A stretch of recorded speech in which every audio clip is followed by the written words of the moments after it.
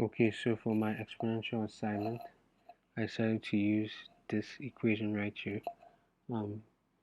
G of x is equal to minus 2 times 0.5 to the power of 2x plus 4. So first off, I had to graph this to show what it initially looked like so I could properly apply the new transformations. So down here I listed all the transformations.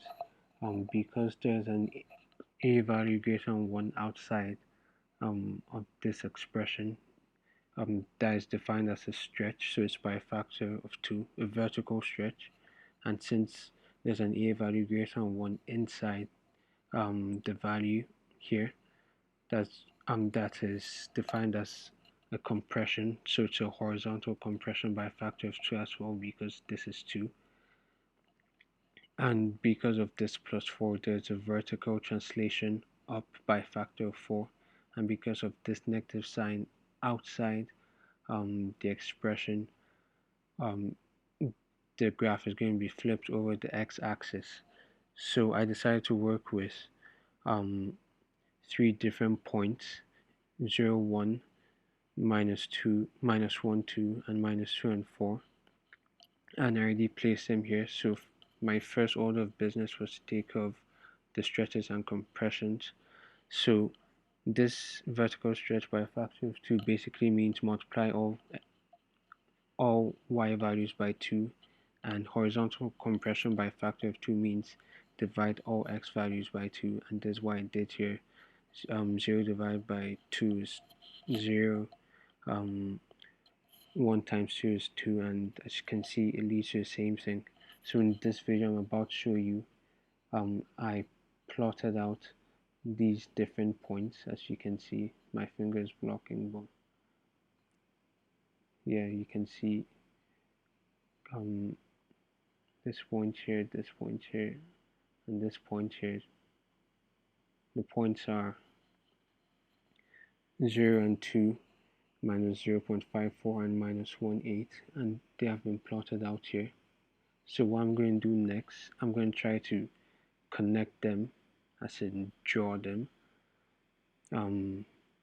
It took several efforts, but I just tried to do it as if I were doing this. So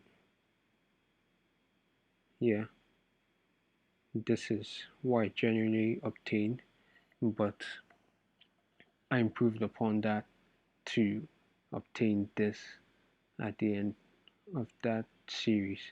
So now, since I'm done with this, I'm moving on to the vertical translation up by a factor of 4. So basically what that means is that because this point lies right here at 2, I need to add 4 to it. So that is equal to 6. So the next graph I'm going to get is going to intersect at 0 and 6. And as you can see in this video, I put 2 plus 4 equals to 6. I put plotted at 0 and 6, and I try to replicate the same type of graph, like draw them in the same manner. You can see too well here.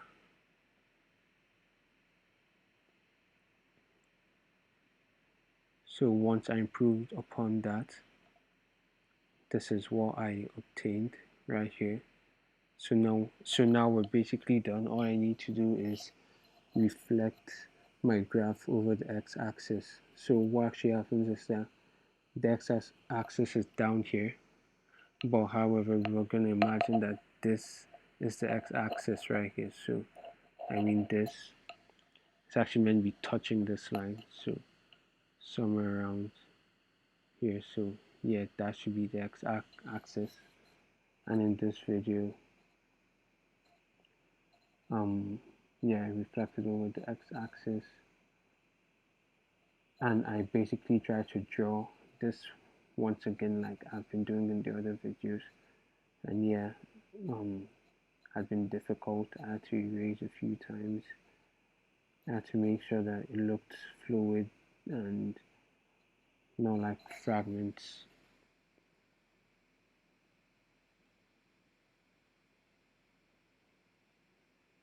So yeah, once I was done, this is what I finished with. But as a final result, this is my graph in red for this function here, with all the translations, compressions, and stresses applied to it. Thank you.